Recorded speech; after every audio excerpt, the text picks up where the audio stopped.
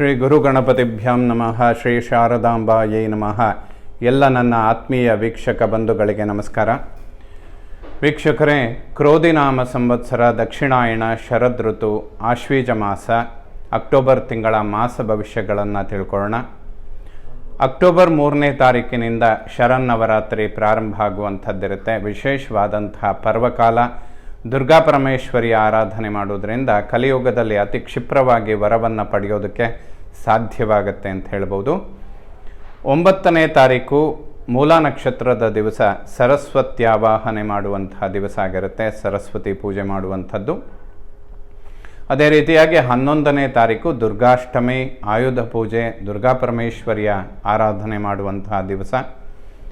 ಎಲ್ಲ ಭಕ್ತಾದಿಗಳು ಕೂಡ ದುರ್ಗಾ ಪರಮೇಶ್ವರಿಯ ಕೃಪೆಗೆ ಪಾತ್ರರಾಗಿ ಅಂತ ಹೇಳ್ತಾ 12ನೇ ತಾರೀಕು ವಿಜಯದಶಮಿಯ ಆಚರಣೆ ಮಾಡುವಂತಹ ದಿವಸ ಆಗಿರುತ್ತೆ. ಈ ಎಲ್ಲ ಪರ್ವಕಾಲಗಳಲ್ಲಿ ಆ ದೇವತೆಯ ಆರಾಧನೆ ಮಾಡಿ ಆ ದೇವಿಯ ಕೃಪೆಗೆ ಎಲ್ಲರೂ ಪಾತ್ರರಾಗಿ ಅಂತ ಹೇಳ್ತಾ ಅಕ್ಟೋಬರ್ 30ನೇ ತಾರೀಕು ನರಕ ಚತುರ್ದಶಿ, ದೀಪಾವಳಿಯ ಹಬ್ಬ ಪ್ರಾರಂಭದ ದಿನಗಳು. 31ನೇ ತಾರೀಕು ಧನಲಕ್ಷ್ಮಿ ಪೂಜೆ ಮಾಡುವಂತಹ ದಿವಸ. ನವೆಂಬರ್ 1ನೇ ತಾರೀಕು ಕೇದಾರೇಶ್ವರ ವ್ರತ, ಅಮಾವಾಸ್ಯೆ, ದೀಪಾವಳಿ ಹಬ್ಬ ಆಚರಣೆ ಮಾಡುವಂತಹ ದಿನಗಳಾಗಿರುತ್ತೆ. ಈ ಅಕ್ಟೋಬರ್ ಮಾಸಗಳಲ್ಲಿ ಬರುವಂತಹ ಈ ಎಲ್ಲ ವಿಶೇಷವಾದಂತಹ ಪರ್ವಕಾಲಗಳಲ್ಲಿ ಆ ದೇವಿಯ ಆರಾಧನೆ ಮಾಡಿ ಸಂಪೂರ್ಣ ದೈವಾನುಗ್ರಹಕ್ಕೆ ಪಾತ್ರರಾಗಿ ಅಂತ ಹೇಳ್ತಾ ಈ ಅಕ್ಟೋಬರ್ ತಿಂಗಳಲ್ಲಿ ಬದಲಾಗುವ ಗ್ರಹಗಳನ್ನು ಒಮ್ಮೆ ನೋಡೋಣ. 10ನೇ ತಾರೀಕು ಬುಧ ತುಲಾರಾಶಿಯನ್ನು ಪ್ರವೇಶ ಮಾಡ್ತಾನೆ. 12ನೇ ತಾರೀಕು ಶುಕ್ರ ವೃಶ್ಚಿಕ ರಾಶಿಯನ್ನು ಪ್ರವೇಶ ಮಾಡ್ತಾನೆ. ಅದೇ ರೀತಿಯಾಗಿ 17ನೇ ತಾರೀಕು ಸೂರ್ಯ ತನ್ನ ನೀಚ ಕ್ಷೇತ್ರವಾದಂತಹ ತುಲಾರಾಶಿಯನ್ನು ಪ್ರವೇಶ ಮಾಡ್ತಾನೆ. ಅಕ್ಟೋಬರ್ 20ನೇ ತಾರೀಕು ಕುಜ ಕರ್ಕಾಟಕ ರಾಶಿಯನ್ನು ಪ್ರವೇಶ ಮಾಡ್ತಾನೆ. ಅದು ಕೂಡ ಅವನಿಗೆ ನೀಚ ಕ್ಷೇತ್ರವಾಗಿರುತ್ತೆ. 29ನೇ ತಾರೀಕು ಬುಧ ಮತ್ತೊಮ್ಮೆ ತುಲಾರಾಶಿಯಿಂದ ವೃಶ್ಚಿಕ ರಾಶಿಯನ್ನು ಪ್ರವೇಶ ಮಾಡ್ತಾನೆ. ಅಂದರೆ 10ನೇ ತಾರೀಕಿನಿಂದ 29ನೇ ತಾರೀಕಿನ ತನಕ, ಅಂದರೆ ಕೇವಲ 19 ದಿನಗಳು ಮಾತ್ರ ಬುಧ ತುಲಾರಾಶಿಯಲ್ಲಿ ಸಂಚಾರ ಮಾಡ್ತಾ ಇರ್ತಾನೆ. ಬದಲಾಗುವಂತಹ ಈ ಎಲ್ಲ ಗ್ರಹಗಳಿಂದ ಅಕ್ಟೋಬರ್ ತಿಂಗಳಲ್ಲಿ ಮೀನ ರಾಶಿಯವರಿಗೆ ಮಾಸ ಭವಿಷ್ಯ ಹೇಗಿರುತ್ತೆ ಅನ್ನುವಂಥದ್ದನ್ನು ತಿಳ್ಕೊಳ್ಳೋಣ. ಸಾಮಾನ್ಯವಾಗಿ ಮೀನರಾಶಿಯವರು ನೆಗೆಟಿವ್ಗಳನ್ನೇ ಕೇಳಬೇಕಾಗತ್ತೆ ಅನ್ನುವಂತಹ ಪರಿಸ್ಥಿತಿಗಳೇನೂ ಇರೋದಿಲ್ಲ. 2 ಗ್ರಹಗಳು ಲಾಂಗ್ ಟರ್ಮ್ ಚಲನೆ ಮಾಡುವಂತಹ ಶನಿ ಮತ್ತು ರಾಹು ವಿಷಮ ಸ್ಥಾನಗಳಲ್ಲಿರೋದ್ರಿಂದ ಸಾಮಾನ್ಯವಾಗಿ ಪ್ರತಿ ಮಾಸದಲ್ಲಿ ಅದಕ್ಕೆ ಪರಿಹಾರಗಳನ್ನು ಹೇಳ್ತಾನೆ ಬರ್ತೇವೆ. ಏಕೆಂದರೆ ಒಂದು ಕೌಟುಂಬಿಕ ವ್ಯವಸ್ಥೆ ಶನಿಗೆ ಸಂಬಂಧಪಡುವಂಥದ್ದು. ಶನಿ ವ್ಯಯಸ್ಥಾನಾಧಿಪತಿಯಾಗಿ ವ್ಯಯಭಾವದಲ್ಲಿ ಕೂತು ಕುಟುಂಬ ಮತ್ತು ಧನಸ್ಥಾನವನ್ನು ವೀಕ್ಷಣೆ ಮಾಡೋದರಿಂದ ಅನಿರೀಕ್ಷಿತ ಧನ ವ್ಯಯಗಳು ಅಥವಾ ಕುಟುಂಬದಲ್ಲಿ ನಿಷ್ಠುರಗಳಾಗುವಂಥದ್ದು, ಕಲಹಗಳು ಉಂಟು ಮಾಡೋದಕ್ಕೆ ಶನಿ ಕಾರಣಕರ್ತನಾಗ್ತಾನೆ.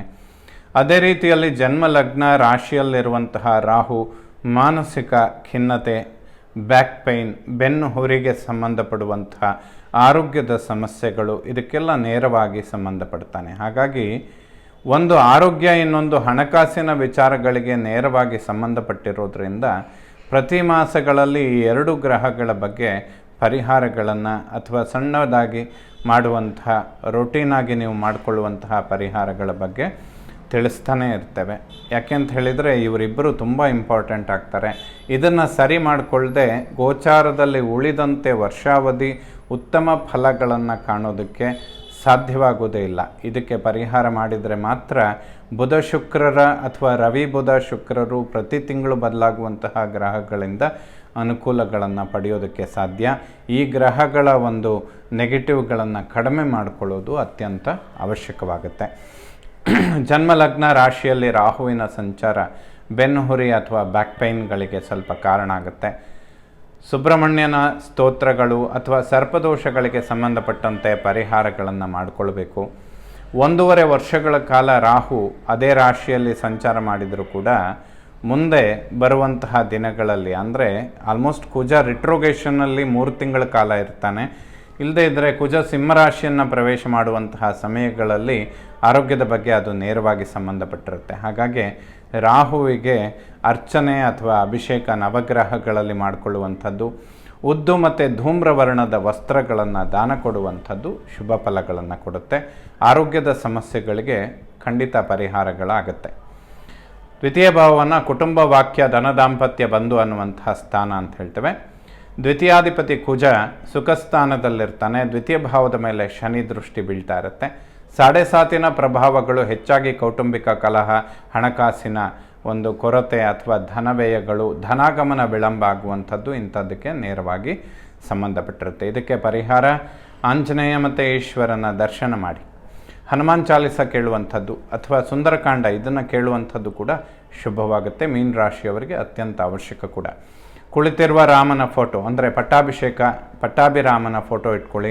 ಶನಿವಾರದ ದಿವಸ ತುಪ್ಪದ ದೀಪ ಹಚ್ಚುವಂಥದ್ದು, ರಾಮನ ಧ್ಯಾನ ಮಾಡುವಂಥದ್ದು, ರಾಮರಕ್ಷಾ ಸ್ತೋತ್ರಗಳನ್ನು ಪಠನೆ ಖಂಡಿತ ಮೀನ ರಾಶಿಯವರಿಗೆ ಶುಭ ಫಲಗಳನ್ನು ಕೊಡುತ್ತೆ. ಮೂರನೇ ಮನೆಯನ್ನು ಒಡಹುಟ್ಟು ಸೋದರ ಪರಾಕ್ರಮ ಸ್ಥಾನ ಅಂತ ಹೇಳ್ತೇವೆ. ಮೂರರ ಅಧಿಪತಿಯಾದಂತಹ ಶುಕ್ರ ಅಷ್ಟಮದಲ್ಲಿರ್ತಾನೆ. 12ನೇ ತಾರೀಕಿನ ನಂತರ ಭಾಗ್ಯಸ್ಥಾನವನ್ನು ಪ್ರವೇಶ ಮಾಡ್ತಾನೆ. ಸ್ವಲ್ಪ ಧನವ್ಯಯಗಳು ಅಕ್ಟೋಬರ್ 12ರ ತನಕ ಜಾಸ್ತಿನೇ ಇರುತ್ತೆ. ಯಾಕೆಂದರೆ ಅಷ್ಟಮದಲ್ಲಿರುವಂತಹ ಶುಕ್ರ ಧನಸ್ಥಾನವನ್ನು ವೀಕ್ಷಣೆ ಮಾಡ್ತಾ ಇರ್ತಾನೆ. ಮೀನರಾಶಿಯವರಿಗೆ ಧನವ್ಯಯ ಸ್ವಲ್ಪ ಜಾಸ್ತಿ ಆಗುತ್ತೆ. ಅಕ್ಟೋಬರ್ 12ರ ನಂತರದಲ್ಲಿ ಖಂಡಿತ ಅನುಕೂಲಗಳನ್ನು ಎಕ್ಸ್ಪೆಕ್ಟ್ ಮಾಡ್ಬೋದು. ಒಡಹುಟ್ಟುಗಳ ನಡುವೆ ಅಂದರೆ ಅಣ್ಣ ತಮ್ಮಂದರು ಅಕ್ಕ ತಂಗಿಯರ ನಡುವೆ ಸಾಮರಸ್ಯ ಚೆನ್ನಾಗಿರುತ್ತೆ. ಒಬ್ಬರಿಂದ ಒಬ್ಬರಿಗೆ ಅನುಕೂಲಗಳು ಖಂಡಿತವಾಗ್ಲೂ ಆಗುತ್ತೆ. ಯಾವುದಾದ್ರೂ ಬ್ಯಾಂಕ್ ಲೋನ್ ಇಂಥದ್ದನ್ನು ಎಕ್ಸ್ಪೆಕ್ಟ್ ಮಾಡಿದರೆ ಆಲ್ಮೋಸ್ಟ್ ಮೀನ ರಾಶಿಯವರಿಗೆ ಇನ್ನೊಂದು 2-3 ತಿಂಗಳು ಅನುಕೂಲಗಳಾಗುತ್ತೆ ಅಂತ ಹೇಳ್ಬೋದು. ಯಾಕೆಂದರೆ ಶುಕ್ರ 12ನೇ ತಾರೀಕಿನ ನಂತರ ಭಾಗ್ಯಸ್ಥಾನವನ್ನು ಪ್ರವೇಶ ಮಾಡ್ತಾನೆ. ತದನಂತರ ಕರ್ಮಸ್ಥಾನಕ್ಕೆ ಬರ್ತಾನೆ. ತದನಂತರ ಏಕಾದಶಕ್ಕೆ ಬರ್ತಾನೆ. ಶುಕ್ರ ಪ್ರತಿ ಮಾಸದಲ್ಲೂ ಬದಲಾಗುವಂತಹ ಗ್ರಹ. ಈ 3 ಮಾಸಗಳಲ್ಲಿ ಶುಕ್ರನ ಸಂಚಾರ ಮೀನರಾಶಿಯವರಿಗೆ ತುಂಬ ಚೆನ್ನಾಗಿರುತ್ತೆ. ಹಣಕಾಸಿನ ಅಭಿವೃದ್ಧಿಗಳನ್ನು ಎಕ್ಸ್ಪೆಕ್ಟ್ ಮಾಡ್ಬೋದು. ಯಾವುದಾದ್ರೂ ಅನಿರೀಕ್ಷಿತ ಧನಾಗಮನಗಳನ್ನು ಎಕ್ಸ್ಪೆಕ್ಟ್ ಮಾಡಿದರೂ ಕೂಡ ಹುಸಿ ಆಗೋದಿಲ್ಲ ವೀಕ್ಷಕರ. 4ನೇ ಮನೆ ವಿದ್ಯೆ, ಮಾತೃ, ವಾಹನ, ಸುಖ, ಪ್ರಾಪರ್ಟಿ. 4ರಲ್ಲಿ ಕುಜನ ಸಂಚಾರ ಆಗ್ತಾ ಇರುತ್ತೆ.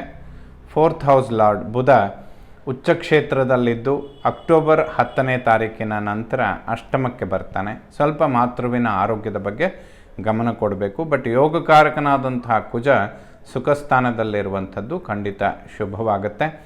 ವಾಹನ ಚಾಲನೆಯ ವಿಚಾರಗಳಲ್ಲಿ, ವಾಹನಕ್ಕೆ ಸಂಬಂಧಪಡುವಂತಹ ವಿಚಾರ, ಭೂಮಿಗೆ ಸಂಬಂಧಪಡುವಂತಹ ವಿಚಾರಗಳಲ್ಲಿ ಖಂಡಿತ ಅಭಿವೃದ್ಧಿಗಳನ್ನು ನಿರೀಕ್ಷೆ ಮಾಡಬಹುದು. ಯಾವುದೇ ಹೊಸ ಪ್ರಾಪರ್ಟಿ ಇಂಥದ್ದನ್ನು ಖರೀದಿ ಮಾಡುವಂಥದ್ದಿದ್ದರೂ ಕೂಡ ಸ್ವಲ್ಪ ಗುರುಬಲ ಬರುವ ತನಕ ವೆಯ್ಟ್ ಮಾಡಬೇಕು. ಏಕೆಂದರೆ ಗುರು ಉಪಚಯ ಸ್ಥಾನದಲ್ಲಿದ್ದಾನೆ. ಇನ್ನೊಂದು ವರ್ಷದ ನಂತರ ಗುರು ಸುಖಸ್ಥಾನವನ್ನು ಪ್ರವೇಶ ಮಾಡ್ತಾನೆ. ಒಂದು ರೀತಿಯಲ್ಲಿ ಗಜಕೇಸರಿ ಯೋಗ, ಗುರು ಚಂದ್ರನಿಂದ ಕೇಂದ್ರದಲ್ಲಿ ಬರುವಂಥದ್ದು ಸ್ವಲ್ಪ ಮಟ್ಟಿಗೆ ಶುಭವಾಗುತ್ತೆ. ಬಟ್ ಅಕ್ಟೋಬರ್ 12ರ ನಂತರ ಶುಕ್ರನ ಸಂಚಾರಗಳು ಖಂಡಿತ ಶುಭವಾಗಿರುತ್ತೆ. ಯಾವುದೇ ಇನ್ವೆಸ್ಟ್ಮೆಂಟ್ಗಳನ್ನು ಮಾಡಿದರೂ ಕೂಡ ಅದರಿಂದ ಲಾಭಗಳನ್ನು ಖಂಡಿತ ನಿರೀಕ್ಷೆ ಮಾಡ್ಬೋದು. ವಿದ್ಯಾರ್ಜನೆ ಮಾಡುವಂತಹ ಮಕ್ಕಳಿಗೂ ಕೂಡ ಖಂಡಿತ ಶುಭ ಸಮಯ.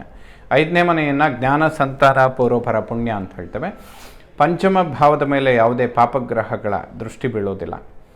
ವಿದ್ಯಾರ್ಜನೆ ಮಾಡುವಂತಹ ಮಕ್ಕಳು ಸ್ವಲ್ಪ ಪ್ರಯತ್ನಗಳನ್ನು ಹೆಚ್ಚಿಸ್ಕೊಳ್ಬೇಕು. ಸಂತಾನದ ಅಂಚಿನಲ್ಲಿರುವವರು ಸುಬ್ರಹ್ಮಣ್ಯನಿಗೆ ಸಂಬಂಧಪಡುವಂತಹ ಸ್ತೋತ್ರಗಳನ್ನು ಪಠನೆ ಮಾಡಬೇಕು. ಇಲ್ಲಾಂದರೆ ಲಕ್ಷ್ಮೀ ನರಸಿಂಹನ ಸ್ತೋತ್ರಗಳನ್ನು ಪಠನೆ ಮಾಡುವಂಥದ್ದು ಖಂಡಿತ ಶುಭ. 6ನೇ ಮನೆಯನ್ನು ಶತ್ರು, ಋಣ, ರೋಗಸ್ಥಾನ. ಷಷ್ಠಾಧಿಪತಿ ಶನಿ ಷಷ್ಠ ಭಾವದ ಮೇಲೆ ಶನಿ ದೃಷ್ಟಿ ಬೀಳ್ತಾ ಇರುತ್ತೆ. ಷಷ್ಠಾಧಿಪತಿ ಸೂರ್ಯ ಅಷ್ಟಮದಲ್ಲಿ ನೀಚನಾಗಿರ್ತಾನೆ. ಯಾವುದೇ ಶತ್ರುಬಾಧೆಗಳಿರುವುದಿಲ್ಲ. ಬಟ್ ಹಣಕಾಸಿನ ವ್ಯವಹಾರಗಳ ವಿಚಾರದಲ್ಲಿ ಸ್ನೇಹಿತರ ಜೊತೆ ಯಾವುದೇ ವ್ಯವಹಾರಗಳಿದ್ದರೆ ಸ್ವಲ್ಪ ಎಚ್ಚರಿಕೆ ಇಟ್ಕೊಳ್ಬೇಕು. ಧನವ್ಯಯ ಆಗುವಂತಹ ಸಂದರ್ಭಗಳೇ ಹೆಚ್ಚಾಗಿರುತ್ತೆ. ಯಾಕೆಂದರೆ ವ್ಯಯಭಾವದಲ್ಲಿರುವ ಶನಿ ಷಷ್ಠವನ್ನು ನೋಡ್ತಾನೆ. ಇದರಿಂದ ಅನುಕೂಲಗಳು ಕೂಡ ಸ್ವಲ್ಪ ಕಡಿಮೆ ಇರುತ್ತೆ ವೀಕ್ಷಕರೇ. 7ನೇ ಮನೆಯನ್ನು ಮಾಂಗಲ್ಯ, ವಿವಾಹ, ದಾಂಪತ್ಯ. ಸಪ್ತಮದಲ್ಲಿ ಕೇತುವಿನ ಸಂಚಾರ. ಸಪ್ತಮಾಧಿಪತಿ ಬುಧ ಅಷ್ಟಮದಲ್ಲಿ ಸಂಚಾರ ಮಾಡ್ತಾ ಇರ್ತಾನೆ. ದಾಂಪತ್ಯ ಜೀವನದಲ್ಲಿ ಸಾಮರಸ್ಯಗಳ ಕೊರತೆಗೆ ಸ್ವಲ್ಪ ಕಾರಣ ಆಗುತ್ತೆ. ಅದು ಆರೋಗ್ಯದ ವ್ಯತ್ಯಾಸಗಳಿಗೂ ಕೂಡ ಕಾರಣಗಳಾಗುತ್ತೆ. ಯಾಕೆಂದರೆ ಕುಜನ ದೃಷ್ಟಿ ಅನ್ನುವಂಥದ್ದು ಕೇತುವಿನ ಮೇಲೆ ಬೀಳ್ತಾ ಇರುತ್ತೆ. ಸೊ ದಾಂಪತ್ಯ ಜೀವನದಲ್ಲಿ ಗಂಡ ಹೆಂಡತಿಯ ನಡುವೆ ಆರೋಗ್ಯದ ವಿಚಾರಗಳಿಗಾಗಿ ಸ್ವಲ್ಪ ಗಣಪತಿಯ ದರ್ಶನ ಮಾಡುವಂಥದ್ದು, ಸಂಕಷ್ಟಹರ ಚೌತಿ ಆಚರಣೆ ಮಾಡುವಂಥದ್ದು, ಆ ದಿವಸ ಗಣಪತಿಯ ದರ್ಶನ ಮಾಡಿ ಚಣಕ ಮತ್ತು ಗರಿಕೆಯನ್ನು ಸಮರ್ಪಣೆ ಮಾಡುವಂಥದ್ದು ಅತ್ಯಂತ ಅವಶ್ಯಕವಾಗುತ್ತೆ. ಏಕೆಂದರೆ ರಾಹುಕೇತುಗಳ ಸಂಚಾರ ಆಲ್ಮೋಸ್ಟ್ 1.5 ವರ್ಷಗಳ ಕಾಲ ನಡೆಯುತ್ತೆ. ಅವ್ರ ಮೇಲೆ ಕುಜನ ಸಂಚಾರ ಅವರ ಜೊತೆಯಲ್ಲಾದಾಗೆಲ್ಲ ಸರ್ಪದೋಷಗಳು ಸ್ವಲ್ಪ ಜಾಸ್ತಿ ಆಗುತ್ತೆ. ಇದು ಸ್ಕಿನ್ ಅಲರ್ಜಿ, ಚರ್ಮಕ್ಕೆ ಸಂಬಂಧಪಡುವಂಥ ಆರೋಗ್ಯದ ಸಮಸ್ಯೆಗಳು ಅಥವಾ ಥೈರಾಯ್ಡ್ ಇಂಥ ಜಾಸ್ತಿ ಆಗೋದಕ್ಕೂ ಕೂಡ ಕಾರಣಗಳಿರುತ್ತೆ. ದಾಂಪತ್ಯ ಜೀವನದಲ್ಲಿ ಆರೋಗ್ಯದ ಅಭಿವೃದ್ಧಿಗಳಿಗಾಗಿ ಗಣಪತಿಯ ದರ್ಶನ ಮಾಡುವಂಥದ್ದು ಖಂಡಿತ ಶುಭ. ಅಷ್ಟಮವನ್ನು ಮೃತ್ಯುಸ್ಥಾನ ಅಂತ ಹೇಳ್ತೇವೆ.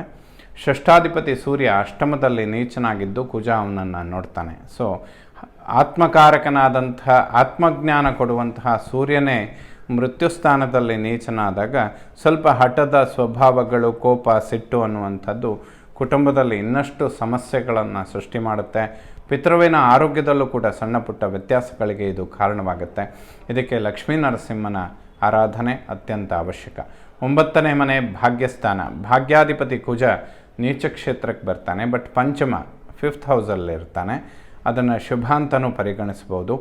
ಪಿತೃಕಾರಕ ಸೂರ್ಯ ನೀಚನಾಗಿ ಭಾಗ್ಯಾಧಿಪತಿ ಕುಜ ನೀಚನಾಗುವಂಥದ್ದು ಪಿತೃವಿನ ಆರೋಗ್ಯದ ಬಗ್ಗೆ ಮೀನರಾಶಿಯವರು ಹೆಚ್ಚಿನ ಗಮನಗಳನ್ನು ಕೊಡಬೇಕಾದಂತಹ ಅವಶ್ಯಕತೆಗಳು ಖಂಡಿತವಾಗ್ಲೂ ಇರುತ್ತೆ. ಪರಿಹಾರ ಲಕ್ಷ್ಮೀ ನರಸಿಂಹ. ಸೊ ಆಲ್ಮೋಸ್ಟ್ ಎಲ್ಲ ರಾಶಿಯವರಿಗೆ ಈ ಒಂದು ಪರಿಹಾರ ಈ ಮಾಸಗಳಲ್ಲಿ ಹೇಳ್ತಾನೆ ಬಂದಿದ್ದೇವೆ.